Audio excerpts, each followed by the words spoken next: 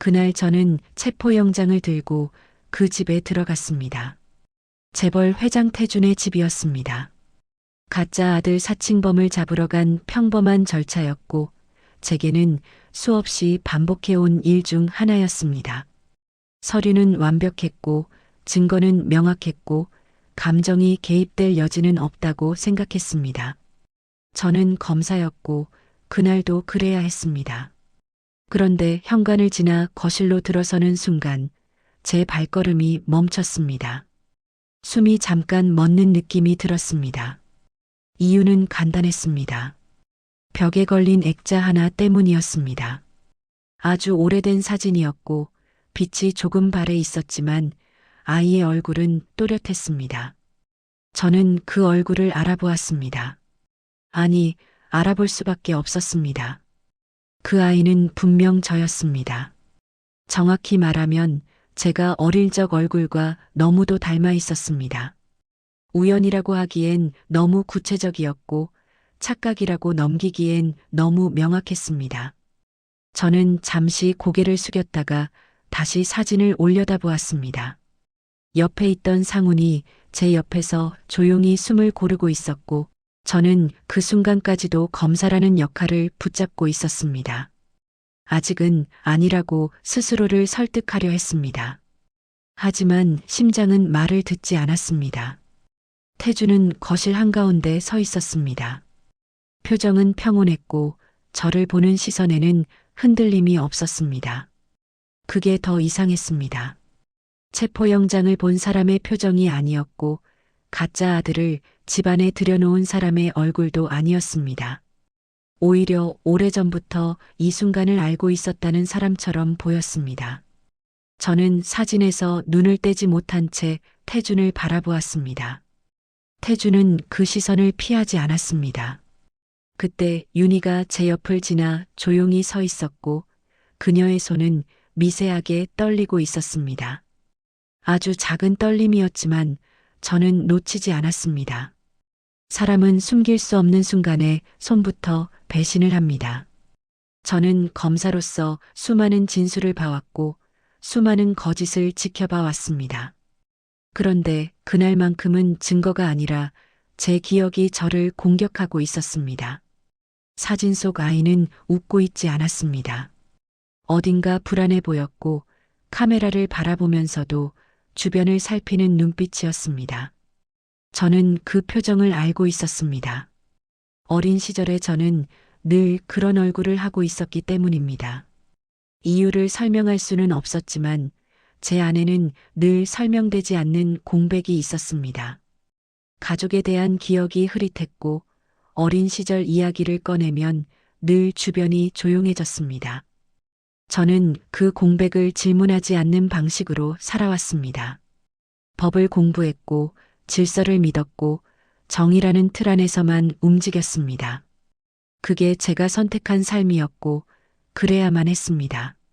그런데 그날 거실벽의 사진 하나가 제 삶의 논리를 전부 흔들어 놓았습니다. 상훈이 조심스럽게 제 이름을 불렀습니다. 저는 대답하지 못했습니다. 태준이 그때 입을 열었습니다. 아주 낮은 목소리였습니다. 마치 이 장면을 오래전부터 연습해온 사람처럼 감정이 빠진 말투였습니다. 저는 그 말을 듣는 동안에도 사진에서 눈을 떼지 못했습니다.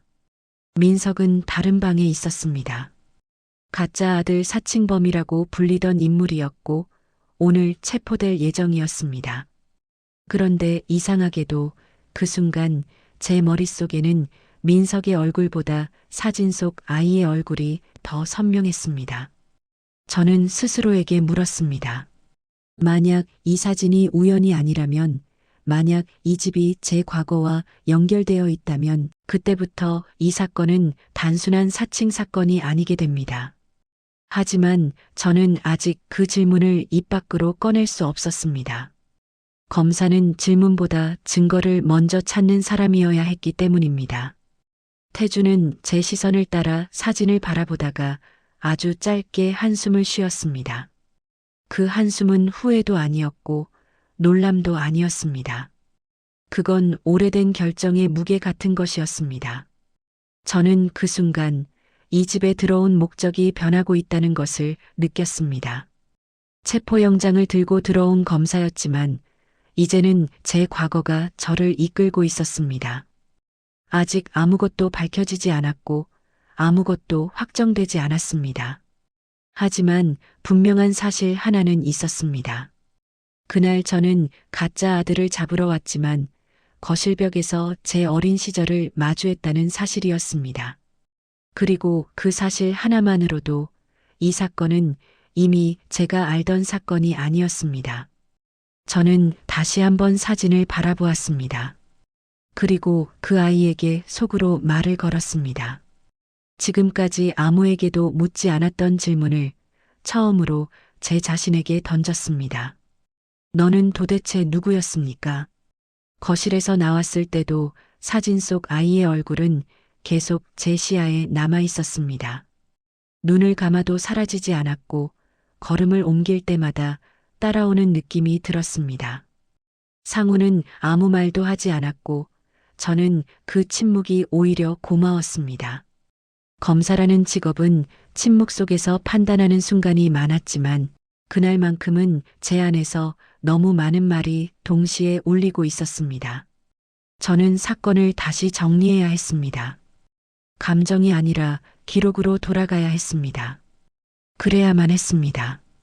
태준의 집을 나와 차에 앉았을 때 저는 제일 먼저 오래전 봉인해 두었던 파일을 떠올렸습니다. 제 실종 기록이었습니다. 정확히 말하면 제 실종 사건이 아니라 제 존재가 갑자기 끊겨버린 지점이었습니다. 저는 한 번도 그 기록을 깊게 들여다본 적이 없었습니다. 이유를 묻지 않는 것이 살아남는 방법이라고 생각했기 때문입니다. 하지만 그날은 달랐습니다. 사진은 우연으로 넘기기엔 너무 정확했고 태준과 윤희의 반응은 연습된 침묵처럼 느껴졌습니다. 저는 사무실로 돌아오자마자 기록 보관실로 향했습니다. 상우는 제 뒤를 따라왔지만 끝내 질문은 하지 않았습니다. 그는 이미 무언가를 느끼고 있었을 겁니다. 기록은 생각보다 얇았습니다.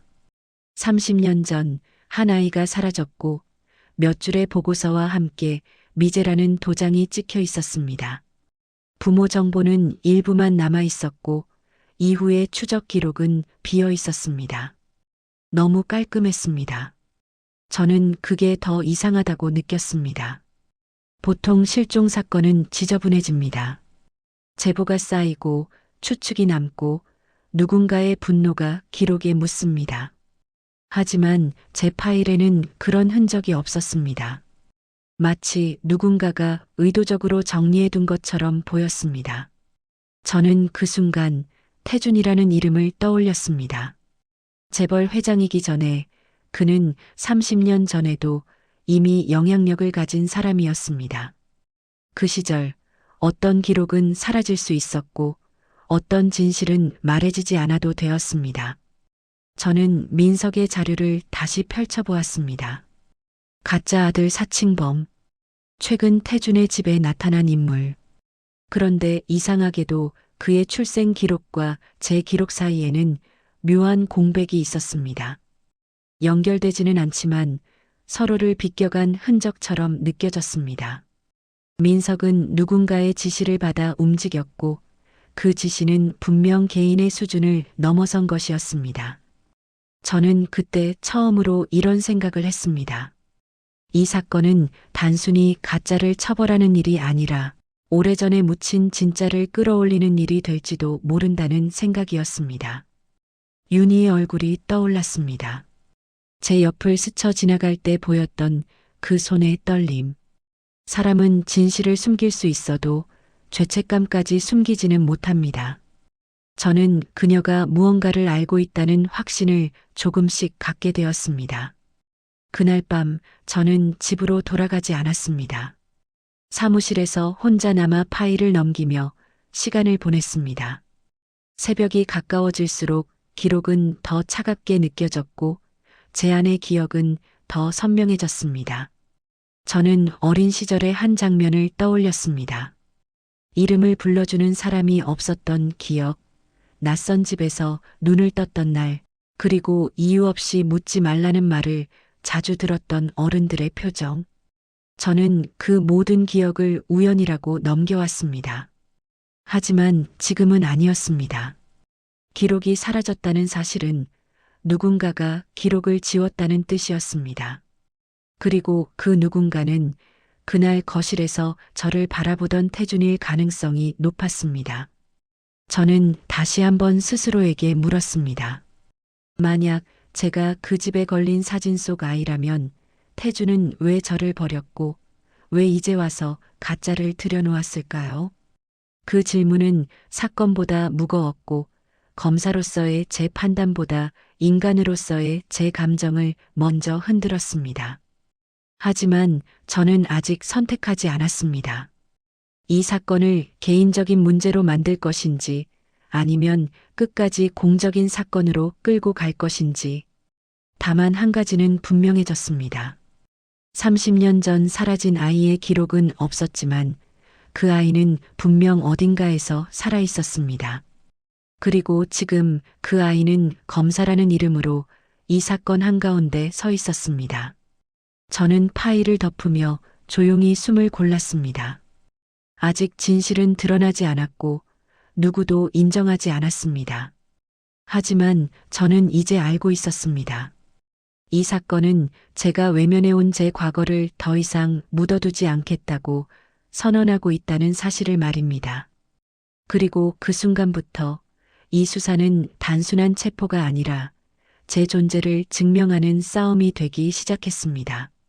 민석을 처음 마주한 순간 저는 직감적으로 알 수 있었습니다.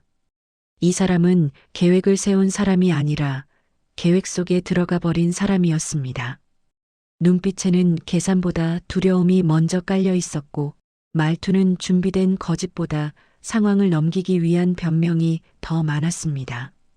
저는 검사로서 수많은 피의자를 상대해 왔고 거짓말을 잘하는 사람과 못하는 사람의 차이를 누구보다 잘 알고 있었습니다. 민석은 후자였습니다. 그는 태준의 아들이라고 주장했지만 그 말에는 확신이 없었습니다.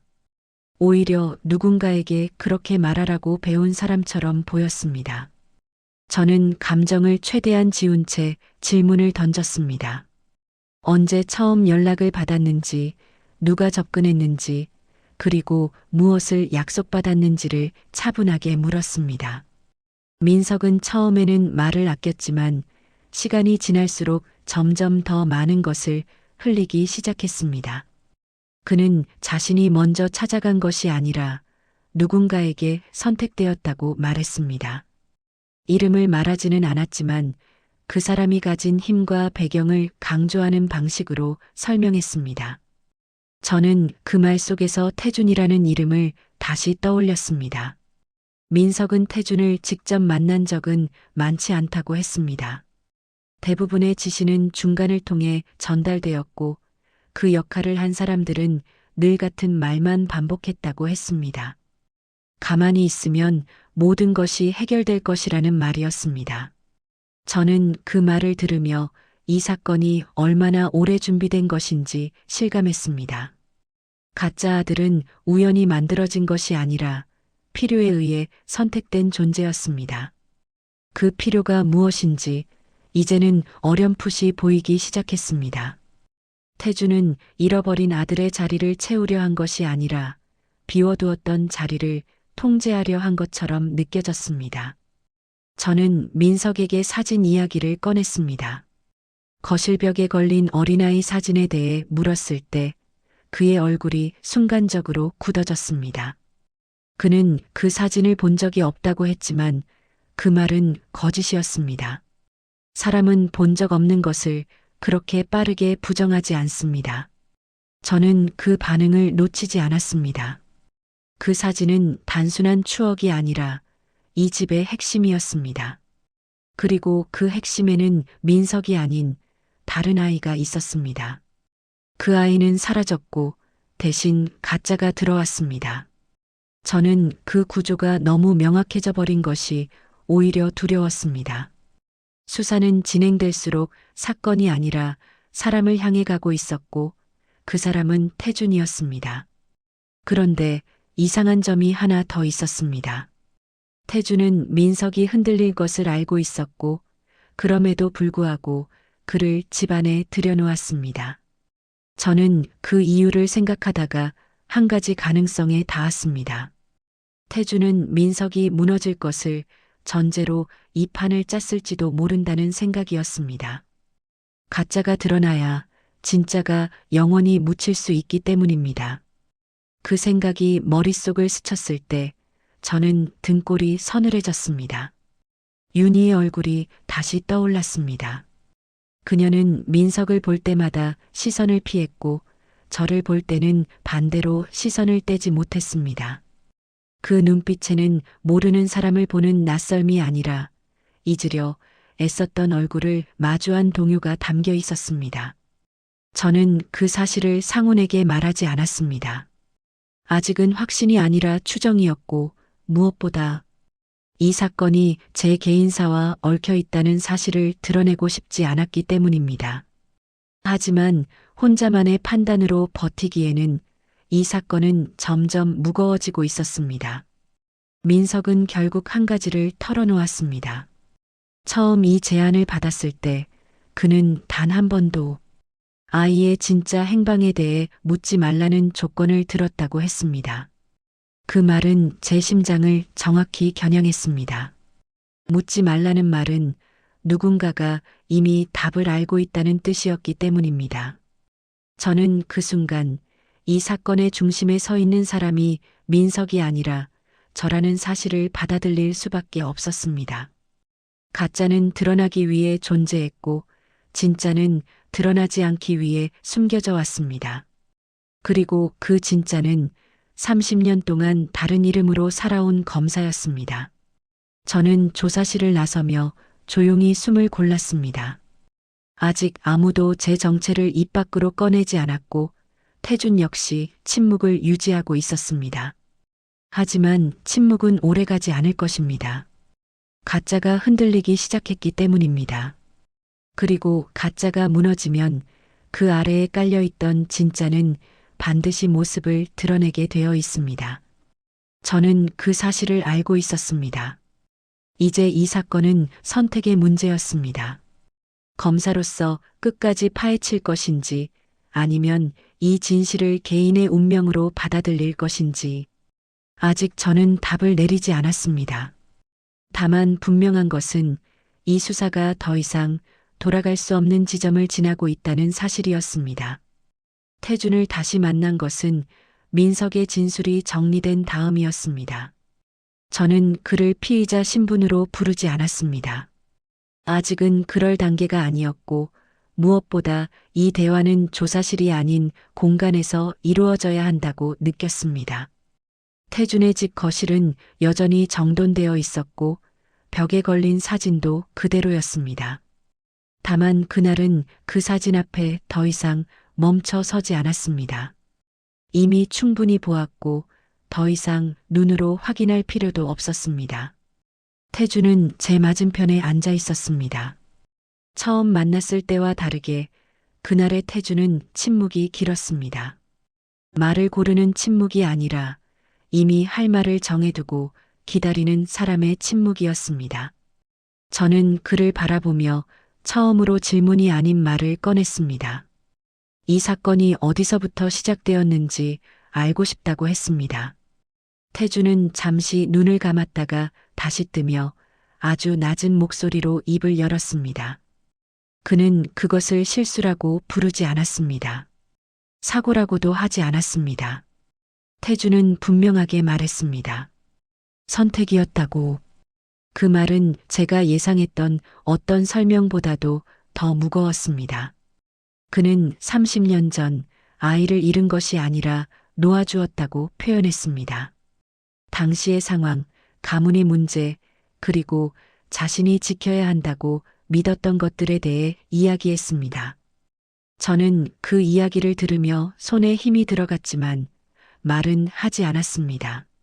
그 선택이 누구의 인생을 바꿔놓았는지는 이미 제 삶이 증명하고 있었기 때문입니다. 태주는 아이가 살아있다는 사실을 알고 있었다고 말했습니다. 다만 그 아이가 어디서 어떤 이름으로 살고 있는지에 대해서는 더 이상 알려고 하지 않았다고 했습니다. 그건 자신이 감당할 수 없는 영역이라고 했습니다. 저는 그 말을 들으며 인간이 스스로를 보호하기 위해 얼마나 잔인해질 수 있는지 실감했습니다. 윤희는 그 대화가 진행되는 동안 한 번도 끼어들지 않았습니다. 그러나 그녀의 눈은 계속 저를 향해 있었습니다. 그 시선에는 사과도 변명도 없었습니다. 다만 오랜 시간 억눌러 온 감정이 조용히 흔들리고 있었습니다. 저는 그녀가 모든 것을 알고 있었다는 사실을 그 시선만으로도 알 수 있었습니다.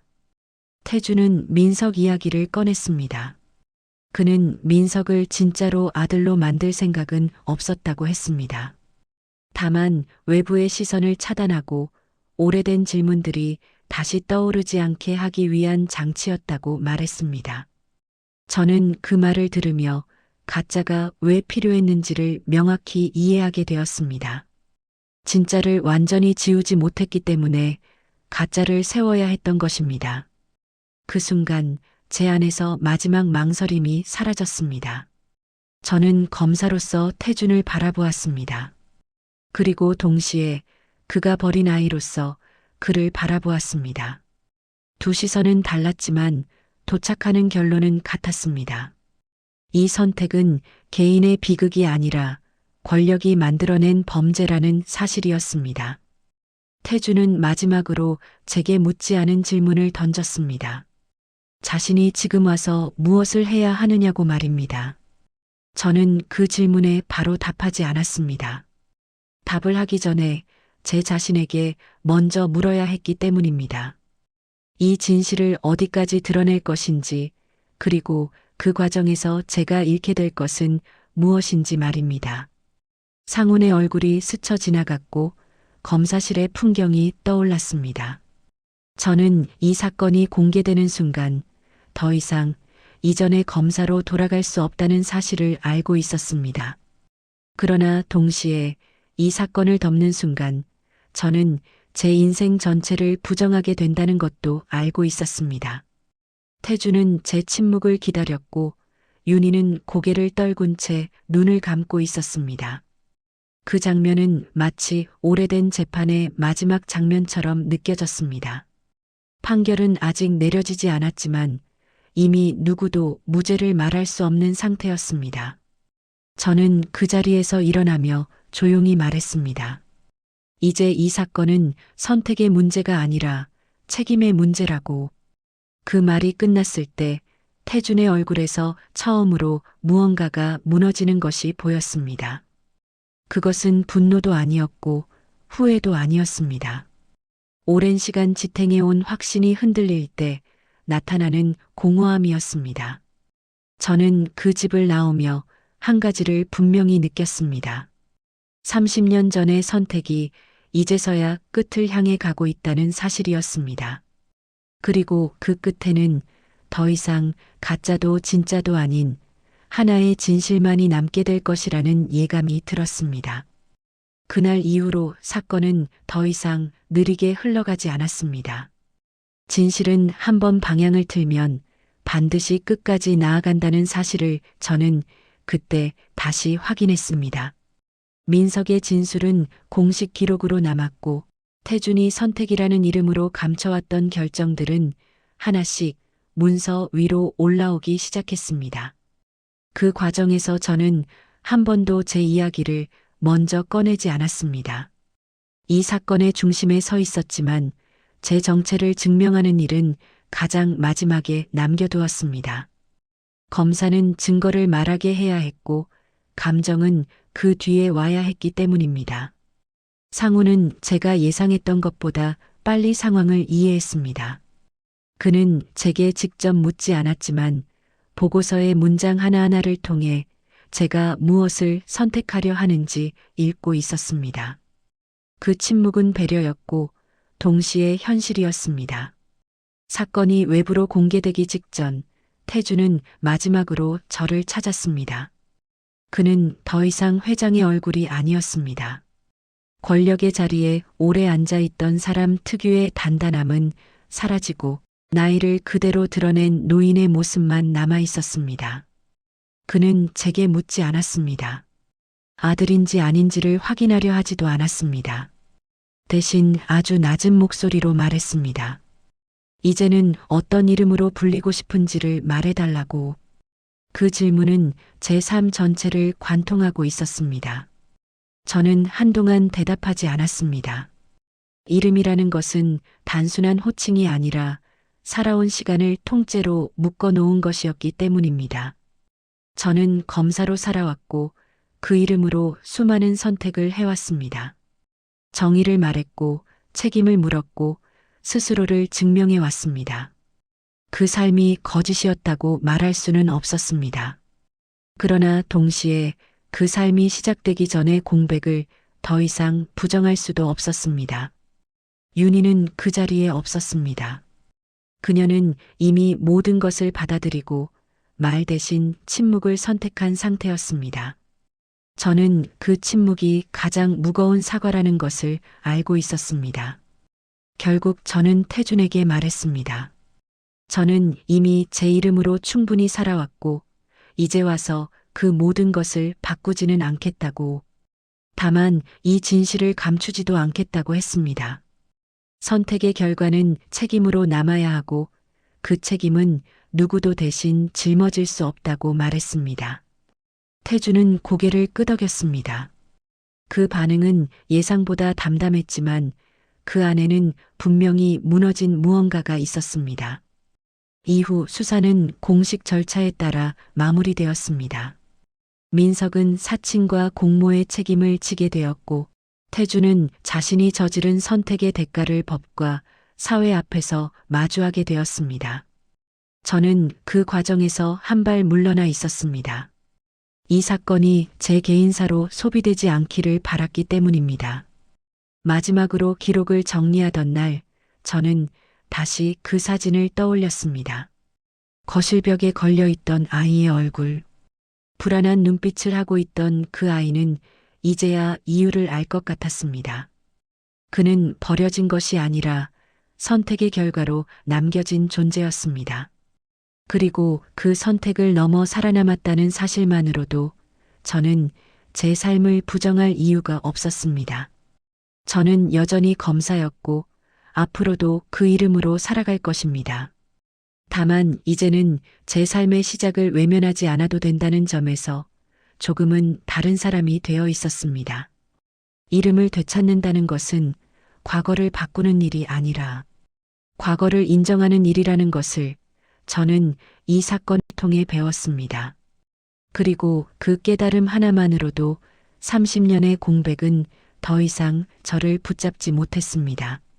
진실은 언제나 늦게 도착하지만 한번 도착하면 삶 전체를 다시 정리하게 만듭니다.